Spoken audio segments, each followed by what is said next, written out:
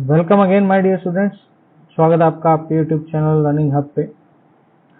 आज की वीडियो में जो है हम केवल एमसीक्यू जो है यूनिट 1 के पार्ट ए कम्युनिकेशन स्किल्स उनको डिस्कस करेंगे। तो ये एक बेसिकली एमसीक्यू बेस्ड आपकी सीरीज है जिसके अंदर हम नियर अबाउट 50 एमसीक्यू जो है पार्ट ए की यूनिट 1 से रिलेटेड जो कम्युनिकेशन स्किल्स चैप्टर है उसके करेंगे, ताकि हमें क्लैरिटी मिले किस तरीके से क्वेश्चन को हमने अटेम्प्ट करना है। चलिए शुरू करते हैं फर्स्ट क्वेश्चन से। फर्स्ट क्वेश्चन कह रहा है skill is needed to speak and write properly. कह रहा है किस स्किल की हमें जरूरत होती है ताकि हम अच्छे से बोल पाए और लिख पाए। तो कम्युनिकेशन स्किल है, मैनेजमेंट स्किल है, आईसीटी है, राइटिंग स्किल्स है। तो जब दोनों चीजों की बात होती है, स्पीकिंग और राइटिंग, दोनों ही स्किल्स की बात हो रही है, हमारे पास जो है टोटल 4 स्किल होती है, LSRW। एल का मतलब लिसनिंग स्किल, एस मतलब स्पीकिंग स्किल, आर मतलब रीडिंग एंड डब्ल्यू मतलब राइटिंग। तो यहाँ जो चारों स्किल्स हैं वो हमारे लिए इम्पोर्टेंट हैं, चारों ही हमारे लिए जरूरी है। लेकिन इसने हमसे पूछा कि स्पीकिंग और राइटिंग दोनों स्किल्स को अच्छे से जो है आप कैसे मैनेज कर सकते हैं, उसके लिए कौन सी टर्म आपकी बोली गई है। तो उसके लिए हमारी बोली गई है कम्युनिकेशन स्किल। तो इस क्वेश्चन का जो राइट आंसर होगा वो क्या होगा, कम्युनिकेशन स्किल। उसके बाद आते हैं नेक्स्ट क्वेश्चन पे। नेक्स्ट क्वेश्चन कह रहा है which of the following skill are essential for effective communication. Effective communication हमने पढ़ा था कि जब आपका सेंडर एंड रिसीवर दोनों एक दूसरे की बात को अच्छे से समझ पाते हैं और पॉजिटिव रिस्पॉन्स करते हैं तो उसको हम इफेक्टिव कम्युनिकेशन कहते हैं। तो अभी हमने 4 स्किल पढ़ी थी, तो चारों स्किल जरूरी है, रीडिंग, राइटिंग, लिसनिंग। तो यानी हमें इफेक्टिव कम्युनिकेशन के लिए पढ़ना, लिखना, बोलना, सुनना, ये सारी स्किल्स हमें जरूरी है। तो इसका जो राइट आंसर होगा वो होगा आपका ऑप्शन नंबर डी। बढ़ते हैं नेक्स्ट क्वेश्चन पे। ये क्वेश्चन हमने पहले भी किया हुआ है कि जो कम्युनिकेशन वर्ड है वो लैटिन वर्ड के जो है कम्युनिकेयर उससे लिया गया है। और कम्युनिकेयर का मीनिंग क्या होता है, तो कम्युनिकेयर का मीनिंग हमने स्टार्टिंग में पढ़ा था, इसका मतलब होता है टू शेयर, यानी अपने आइडियाज, अपने थॉट्स, अपनी फीलिंग्स, इनको शेयर करना ही क्या कहलाता है, कम्युनिकेशन कहलाता है। तो इसका राइट आंसर क्या आएगा आपका, सी। कह रहा कम्युनिकेशन स्किल्स आर नीडेड। कह रहा कम्युनिकेशन स्किल की जरूरत होती है, किस लिए। कह रहा टू गिव फैक्ट्स और इन्फॉर्मेशन टू समवन, किसी को अपनी बातों को बताने के लिए, फैक्ट्स बताने के लिए या कोई इन्फॉर्मेशन देने के लिए। तो इन्फ्लुएंस और चेंज समवन, किसी को अपने अकॉर्डिंग मॉडिफाई करने के लिए या कॉन्फिडेंस में लाने के लिए, या टू एक्सप्रेस योर फीलिंग्स, अपनी फीलिंग्स को बताने के लिए। तो तीनों ही बात सही है। तो इसका जो राइट आंसर होगा बेटा वो होगा ऑल ऑफ दी अबव, यानी डी। इसके बाद आते हैं नेक्स्ट क्वेश्चन पे। कह रहा communication is a fill in the blank exchange of information giving and receiving. Communication हमने स्टार्टिंग में पढ़ा था, हमारा टू वे प्रोसेस है। टू वे प्रोसेस है, दो लोग इन्वॉल्व हैं, सेंडर एंड रिसीवर। सेंडर पहले अपनी बात को कहता है, रिसीवर उसको समझता है और रिसीवर फिर वापस फीडबैक देता है। यानी दो लोगों का होना जरूरी है, यानी टू वे कम्युनिकेशन होगा। सिर्फ एक अकेले के बोलने से कम्युनिकेशन जो है वो नहीं हो सकता। तो यहाँ पर जो आपका आंसर आएगा राइट, वो क्या होगा, टू वे कम्युनिकेशन। फिर आता है नेक्स्ट पे। कह रहा है आइडियाज और व्यू जो आपकी थिंकिंग को फिक्स कर देते हैं। फिक्स्ड आइडियाज, व्यूज और फिक्स जो वेज है थिंकिंग का, उसको हम क्या कहते हैं, यानी सोचने का एक बिल्कुल स्पेसिफिक तरीका।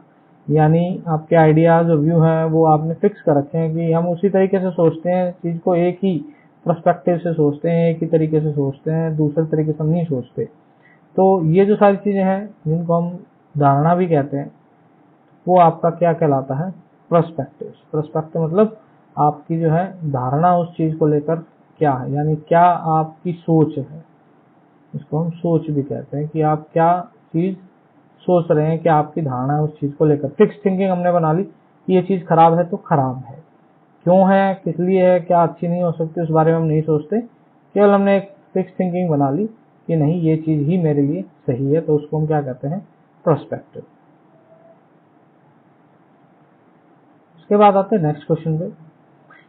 कह रहा विच of the following is not 7 C's of the communication. Effective communication के लिए हमने 7 C's पढ़े थे, तो कह रहा है इनमें से कौन सा नहीं है। तो नोट पे ध्यान देना आपने, क्या कह रहा है, कौन सा नहीं है। क्लियर हमने पढ़ा, कंसाइज हमने पढ़ा, करेक्ट हमने पढ़ा, लेकिन कॉन्शियस जो है वो हमने नहीं पढ़ा। तो इसका राइट आंसर क्या है, कॉन्शियस। उसके बाद आते हैं नेक्स्ट पे, your message should have all the needed information. कह रहा है आपके मैसेज में वो सारी इंफॉर्मेशन होनी चाहिए। ऐसी बात किस 7C के प्रिंसिपल ने कही है, सारी इंफॉर्मेशन होनी चाहिए। सारी इंफॉर्मेशन, किसी टाइप का कोई क्वेश्चन नहीं बचना चाहिए। तो अगर आपको याद हो तो हमने कंप्लीट जो आपका 7C पढ़ा था उसमें हमने यही बात की थी कि जितनी भी इंफॉर्मेशन होगी कंप्लीट होगी, यानी कोई क्वेरी नहीं बचेगी। और इसका एग्जांपल भी मैंने आपको दिया था, आपके स्कूल की जो डेट शीट है वो इसका एक बेटर एग्जांपल है, जहां पर हमें सारी इंफॉर्मेशन मिल जाती है और हमारे पास कोई क्वेरी नहीं बचती। तो इसका राइट आंसर क्या होगा, ए। उसके बाद आते हैं नेक्स्ट क्वेश्चन पे, कहना इनमें से कौन सा 3P नहीं है पब्लिक स्पीकिंग में। तो पब्लिक स्पीकिंग में हमने 3P पढ़े थे। हमने कहा था पहले आप जो है अपनी स्पीच को प्रिपेयर करें, फिर उस स्पीच की प्रैक्टिस करें, प्रैक्टिस करने के बाद उस स्पीच को परफॉर्म करें। तो ये हमने 3 पढ़े थे। तो इन तीनों के अलावा जो भी ऑप्शन आपका दिया है वो क्या होगा, रॉन्ग होगा। तो यहाँ पर जो तीसरा ऑप्शन, जो चौथा ऑप्शन जो नहीं है वो है आपका प्रमोशन। तो इसका राइट आंसर क्या है आपका, प्रमोशन। इसके बाद आते हैं नेक्स्ट क्वेश्चन पे, करेक्ट क्लासरूम टीचिंग किस तरीके का एग्जाम्पल है, किस टाइप के कम्युनिकेशन का एग्जाम्पल है। तो क्लासरूम में टीचिंग जो होती है वो बेसिकली स्पोकन होती है, बोलकर आपकी जो है चीजों को समझाया जाता है। और स्पोकन फॉर्म जो है वो किसका आपका पार्ट है, वर्बल कम्युनिकेशन का। तो यानी यहाँ पर जो राइट आंसर होगा बेटा वो होगा आपका वर्बल कम्युनिकेशन। नेक्स्ट क्वेश्चन कह रहा है कि एक्सप्रेशंस, पोस्चर, जेस्चर किस कम्युनिकेशन का एग्जाम्पल है। एक्सप्रेशन, पोस्चर और जेस्चर, ये सारी चीजें आ गई तो यानी नो वर्ड्स, किसी टाइप के वर्ड्स का यूज नहीं है। और ऐसा कम्युनिकेशन जिसमें किसी टाइप के वर्ड्स का यूज नहीं करते हैं उसको नॉन वर्बल कम्युनिकेशन कहते हैं। ठीक है, तो यहाँ पर जो राइट आंसर होगा वो क्या होगा आपका, नॉन वर्बल कम्युनिकेशन, क्योंकि रिटर्न भी नहीं हो सकता, वर्बल भी नहीं हो सकता, क्योंकि हमने वर्ड्स का यूज नहीं करना। तो हमारे पास जो राइट आंसर बचा वो क्या है, नॉन वर्बल कम्युनिकेशन। नेक्स्ट करा इनमें से कौन सा एग्जाम्पल नहीं है, नॉट पूछ रहा है, not an example of non verbal communication. Non verbal का एग्जाम्पल नहीं है। नॉन वर्बल का एग्जाम्पल नहीं है मतलब आपका जो है क्या नहीं होना चाहिए,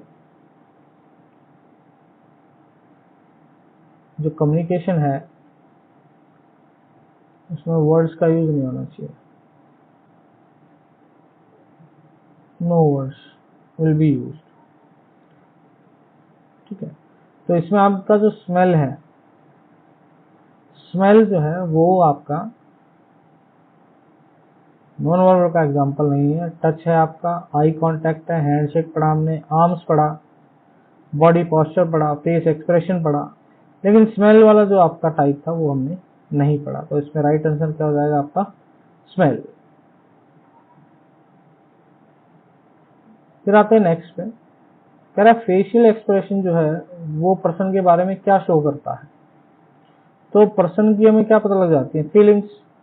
आईक्यू तो हमें पता नहीं लगा, मेंटल लेवल भी नहीं पता लगेगा हमें, लेकिन उसकी फीलिंग्स, वो सैड है, हैप्पी है, सरप्राइज है, उसके बारे में हमें पता लगता है। तो इसका राइट आंसर क्या होगा, सी। फिर आते हैं नेक्स्ट पे, कह रहा है बाइटिंग नेल्स, नखून चबाना जो है वो क्या शो करता है।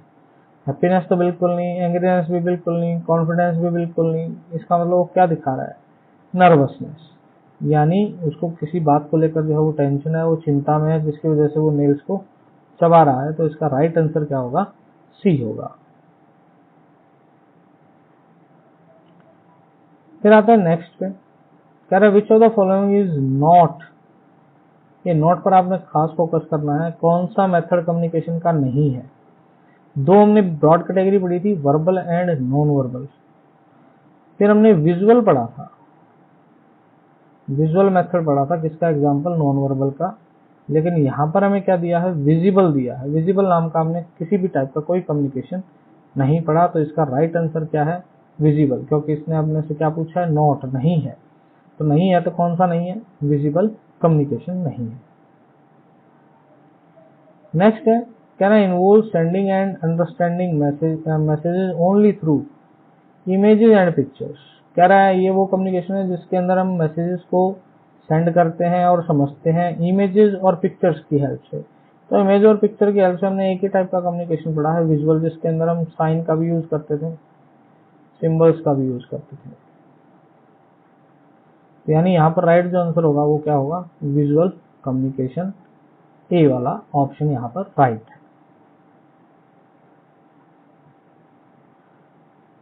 फिर आते हैं नेक्स्ट पर, कह रहा है which of these is a positive facial expression. Positive मतलब अच्छी चीज को बता रहा है, पॉजिटिविटी को दिखा रहा है।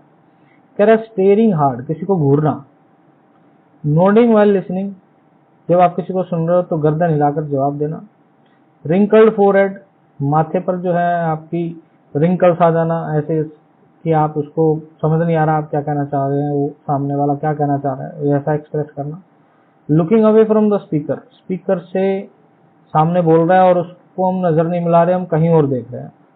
तो कह रहा है गुड कौन सा, गुड पूछा इसने अपने, तो गुड वही है, यानी जब आपको चीजें समझ में आ रही है आप और उसके प्रति आप अपना उत्तर जो है वो गर्दन को हिलाकर नोड करके जो है दे रहे हैं। तो यहाँ पर जो आंसर होगा वो क्या होगा, आपका आंसर नंबर बी। उसके बाद कह रहा है fill in the blank to someone are example of receiving information. किसी से इन्फॉर्मेशन रिसीव करने के क्या क्या एग्जाम्पल हो सकते हैं, किस तरीके से रिसीव कर सकते हैं। तो रीडिंग मेथड से भी हमें इन्फॉर्मेशन मिलती है और लिसनिंग मेथड से भी मिलती है। तो यानी इसमें जो आंसर होगा वो बोथ ऑफ दी अबव, यानी सी जो है इसका वो राइट आंसर है।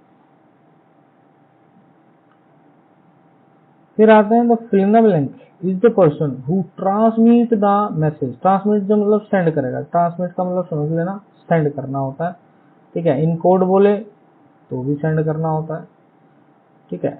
तो इनकोडिंग और सेंडिंग दोनों जो है वो कौन करता है, आपका सेंडर करता है, ठीक है। और डिकोडिंग किस साइड होती है, आपकी रिसीवर साइड होती है।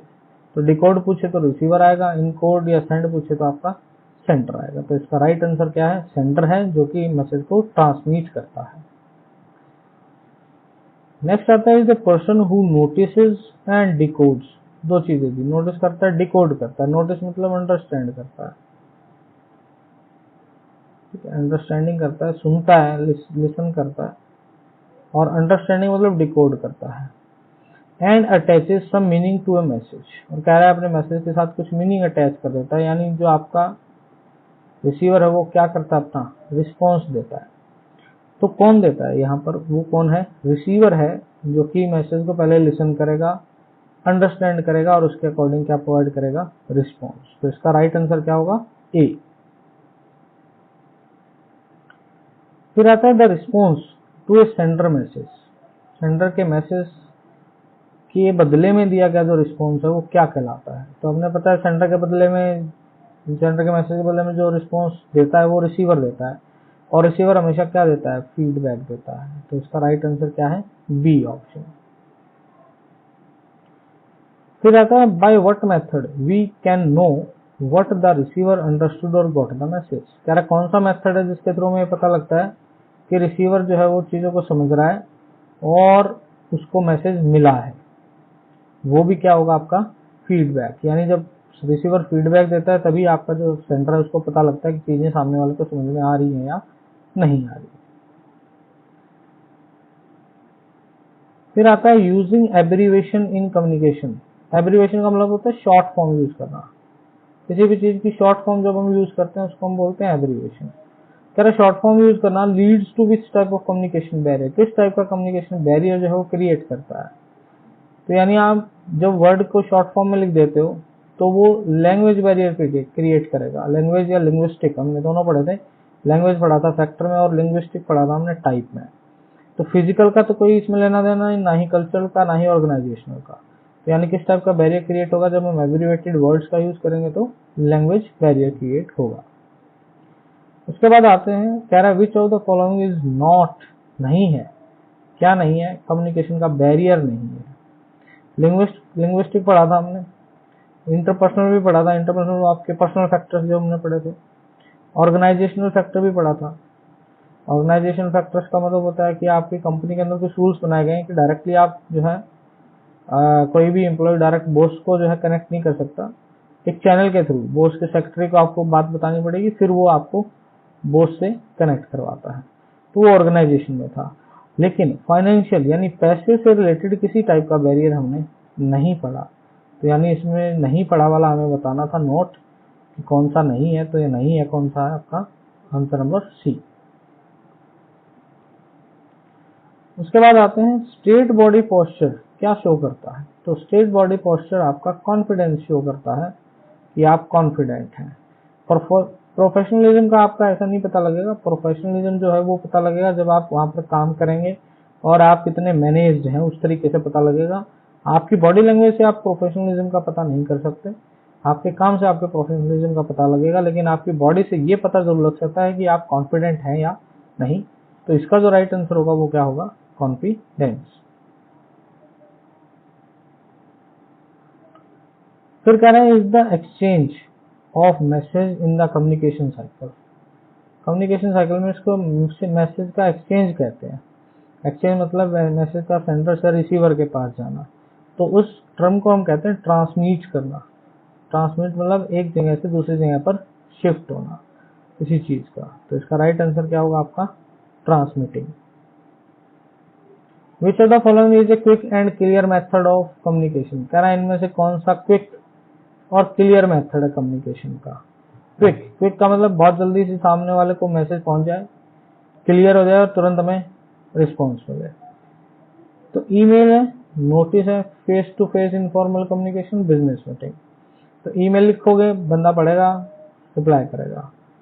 नोटिस का भी यही है, क्विक रिस्पॉन्स मिले ना मिले। Face to face and business meeting. Business meetings के अंदर आपकी बिजनेस जो मीटिंग्स होती हैं उसमें बहुत सारे लोग एक साथ बैठकर मीटिंग करते हैं और काफी डिस्कशन के बाद जो है उनका नतीजा निकल कर आता है।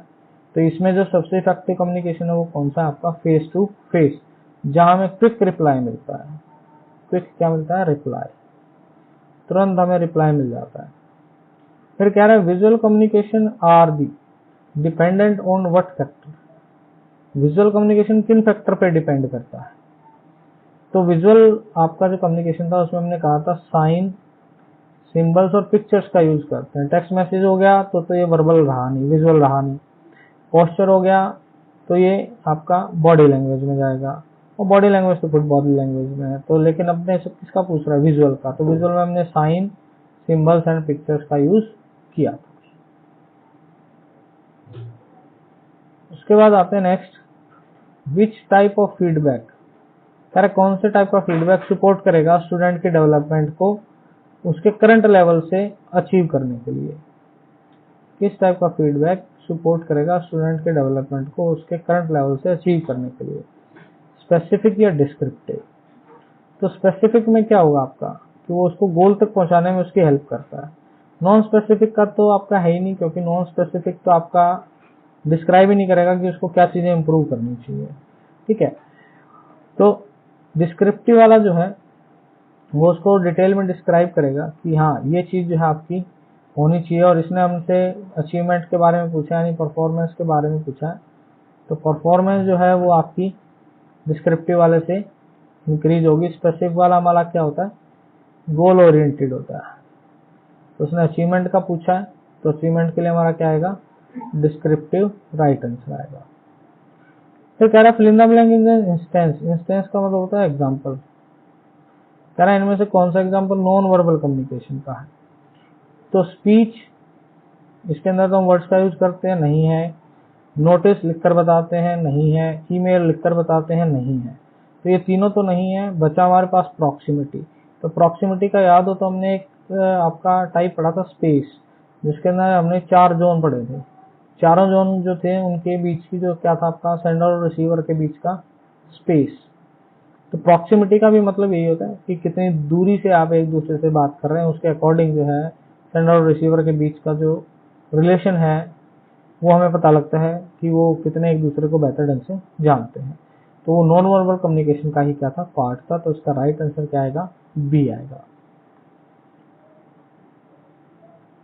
उसके बाद आते हैं नेक्स्ट पर, कह रहा पॉइंटिंग फिंगर टू समवन, किसी की तरफ उंगली जो है वो दिखाकर बात करना, क्या किस टाइप के एक्सप्रेशंस में जाता है।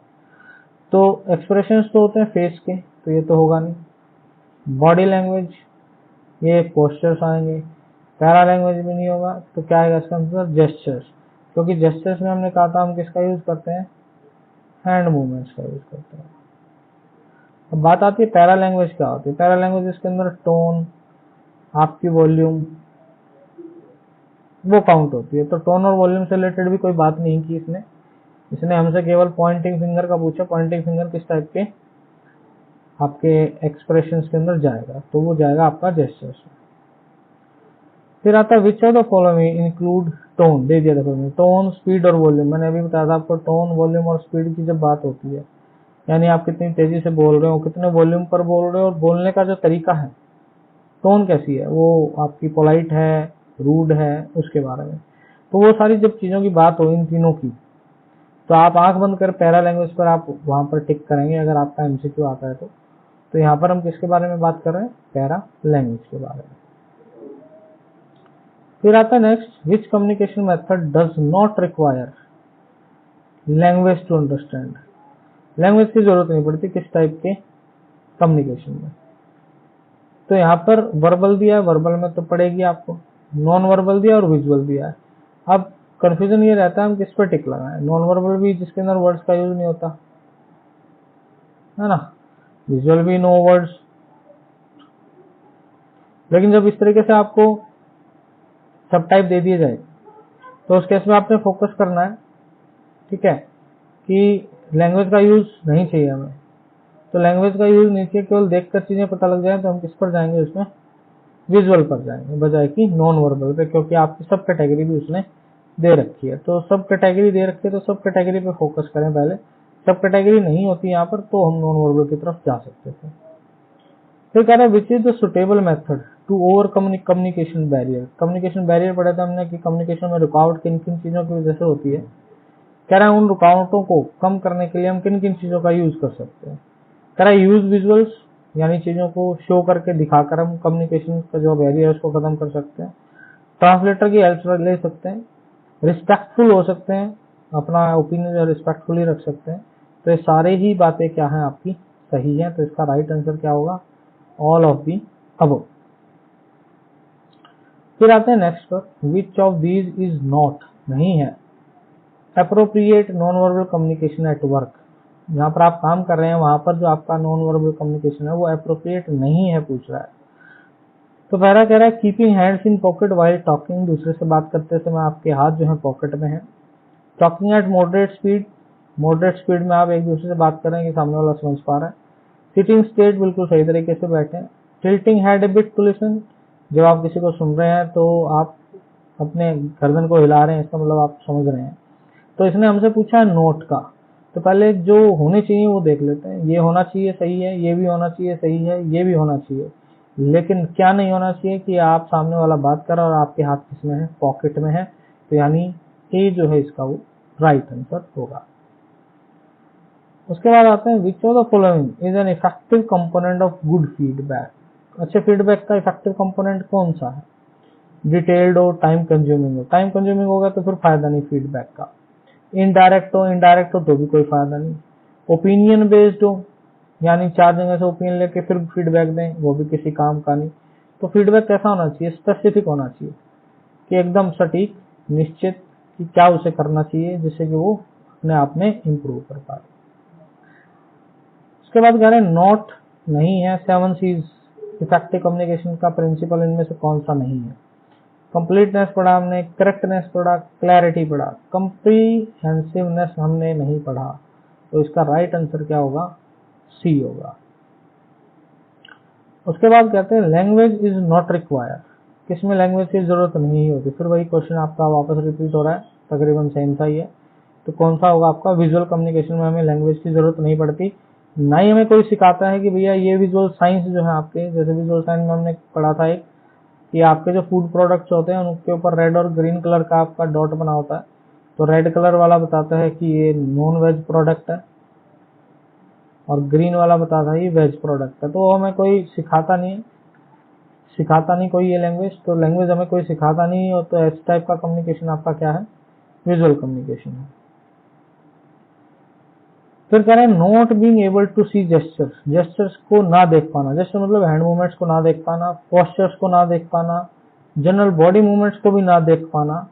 किस टाइप का बैरियर है, जब देख ही नहीं पा रहा, यानी उसकी जो सेंसिंग ऑर्गन है वो काम नहीं कर रही है। सेंसिंग ऑर्गन देखने वाली कौन सी होगी, साइट वाली, तो साइट वाली ऑर्गन उसकी काम नहीं कर रही, ऑर्गन काम ही नहीं कर रही, तो वो किस टाइप का बैरियर है उसके लिए, फिजिकल बैरियर हो गया। तो यहाँ पर जो आंसर आएगा वो फिजिकल आएगा। कल्चर से रिलेटेड कोई नहीं, लैंग्वेज से रिलेटेड कोई प्रॉब्लम नहीं, ऑर्गेनाइजेशन से रिलेटेड कोई प्रॉब्लम नहीं। इसके बाद है स्टेज फियर, किस टाइप का बैरियर, स्टेज फियर फिजिकली तो कोई दिक्कत ही नहीं, स्टेज पर जा सकता है। कल्चर से रिलेटेड नहीं है कि उसके कल्चर में ऐसा होगी नहीं बेटा स्टेज पे नहीं जाते हैं, हमारे पूर्वज कभी नहीं गए, तू कैसे जा रहा है, तो ऐसा कोई दिक्कत नहीं। लैंग्वेज से रिलेटेड भी कोई दिक्कत नहीं, वो उसका इंटरपर्सनल बैरियर है, वो उसकी पर्सनल फियर है, वो उसका खुद का एक डर है जो उसको स्टेज पर जाने से रोकता है। तो यहाँ पर जो राइट आंसर होगा बेटा वो होगा डी। फिर कह रहा था इनएबिलिटी, इनएबिलिटी मतलब काम ना कर पाने की, to communicate using a language, language को यूज ना कर पाने की जो इनएबिलिटी है वो क्या कहलाती है, तो लैंग्वेज वर्ड आ गया। तो वो वहां पर आपका हमेशा आप याद रखिएगा लिंग्विस्टिक या लैंग्वेज टाइप का बैरियर आपका क्रिएट होगा जब भी लैंग्वेज की बात की जाएगी। कह रहा है इनमें से कौन सा 7C रिप्रेजेंट करता है कि word should make sense, words की सेंस होनी चाहिए और रिलेटेड होने चाहिए किससे, टॉपिक से, सेंस भी हो, रिलेटेड टू टॉपिक भी हो। तो हमने एक पढ़ा था आपका logical and smooth, logical and smooth मतलब सेंसेस भी होनी चाहिए और स्मूथ भी होनी चाहिए। तो कोहेरेंट में हमने पढ़ा था कि आपका जो है काउंट होगा, तो यहाँ पर जो 7C's है वो कौन सा होगा, कोहेरेंट।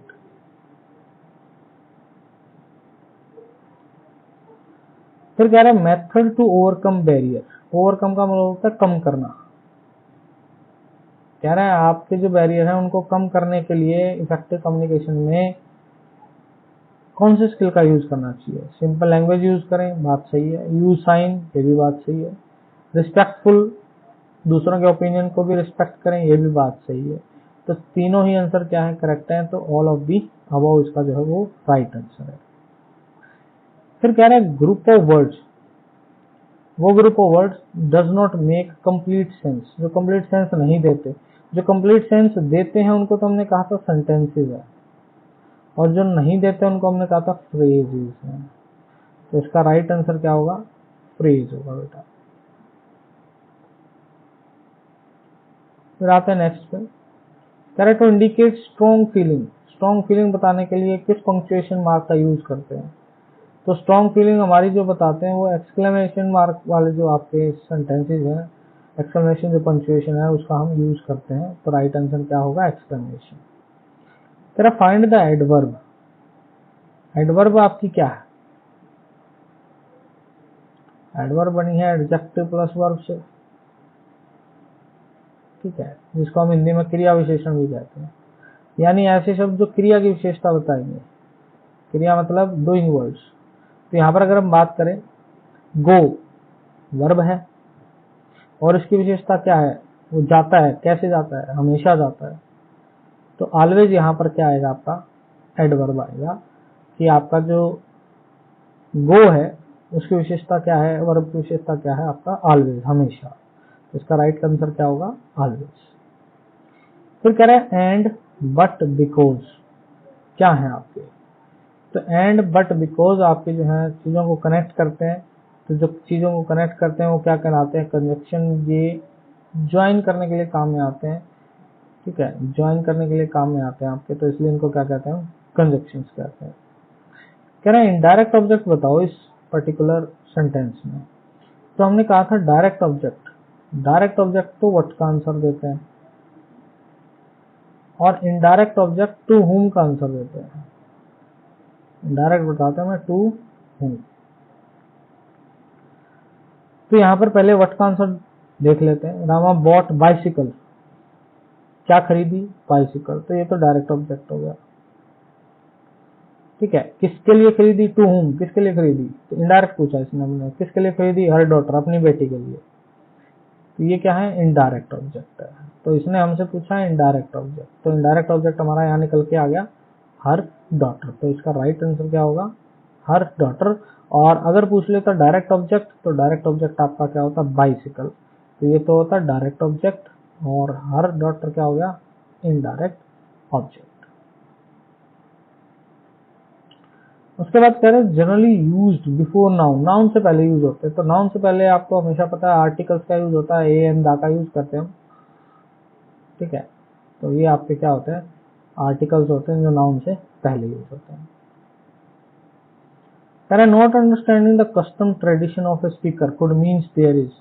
कह रहे कस्टम मतलब रीति रिवाज, ट्रेडिशंस को ना समझना स्पीकर के, इसका मतलब किस टाइप का बैरियर है आपका? तो जब ट्रेडिशन आ गए, रीति रिवाज की बात आ गई, ठीक है, तो रीति रिवाज की बात आ गई तो आपका जो है वो कल्चरल बैरियर के अंदर काउंट होगा। यानी आपका जो कल्चर है वो कहीं ना कहीं आपको कम्युनिकेट करने से रोकता है। जैसे बिल्ली रास्ता काट गई हमारा, ठीक है, यहाँ हमें बाहर निकल रहे थे, घर से बाहर कुछ काम जा रहे थे, छींक आ गई, बोलते हैं बेटा रुक जा 2 मिनट, अभी 12 बजे हैं, 12 सवा 12 बजे बाहर निकलिए घर से। तो हमारे क्या है वो कस्टम्स हैं, रीति रिवाज हैं, ट्रेडिशंस हैं, जिनकी वजह से जो है कम्युनिकेशन में क्या आ जाता है? गैप आ जाता है, जिसको हम क्या किस टाइप का गैप बोलते हैं? कल्चर बैरियर बोलते हैं। तो ये थे हमारे 50 एमसीक्यूज यूनिट 1 के। आप इन एमसीक्यू की हेल्प से सिर्फ इन्हीं के ऊपर बेस्ड ना रहे हैं, दूसरे एमसीक्यूज भी आप जो है ट्राई करते रहें। आपकी बुक्स के अंदर दिए होंगे, आपके जो दूसरे फ्रेंड्स हैं उनके पास है, या और किसी दूसरे स्कूल्स के बच्चों के पास है, तो आप उनको ट्राई करते रहें ताकि आपको जो है यूनिट 1 के जो कंसेप्ट हैं वो क्लियर हो जाए। और जितना आप एमसीक्यूज की प्रैक्टिस करेंगे बेटा, क्योंकि 24 मार्क्स के हमारे एमसीक्यूज आने हैं, तो आपके 24 के 24 आप इजीली स्कोर कर पाएं, उसके लिए हमें कंसेप्ट को क्लियर करना पड़ेगा, अच्छे से डीपली पढ़ना पड़ेगा चीज़ों को, ताकि हमें ये पता रहे कि इन चारों में से ऑप्शन कौन सा है और क्यों है। क्योंकि एमसीक्यू तभी ठीक होंगे जब आपको ये पता होगा कि आंसर जो मैं दे रहा हूँ वो क्यों है, उसके पीछे क्या रीजन क्या है। तो आप एमसीक्यूज को एक हिट एंड ट्रायल मेथड की तरह सोल्व ना करें। हिट एंड ट्रायल की तरीके से सॉल्व करेंगे तो आपका, क्योंकि पता ही है, या तो 0 मिलेगा या 1 मिलेगा। तो 0 स्कोर करना तो इजी है, क्योंकि आप हिट एंड ट्रायल मेथड से मोस्टली 0 ही स्कोर करोगे। 1 स्कोर करना थोड़ा सा टफ है, वो तभी होगा जब आपके जो कंसेप्ट हैं वो क्या होंगे? क्लियर होंगे। तो आप चीज़ों को 2 से 3 बार 4 बार पढ़ेंगे तो कंसेप्ट क्लियर होते चले जाएंगे, और आपको किसी भी टाइप का एमसीक्यू उस पर्टिकुलर चैप्टर में से या उस पर्टिकुलर आपके टॉपिक में से आ जाए, आप इजीली उसको कर सकते हैं। तो चलिए, thank you, thanks for watching, bye, take care, wait for the next video of the next unit. Thank you, have a nice day.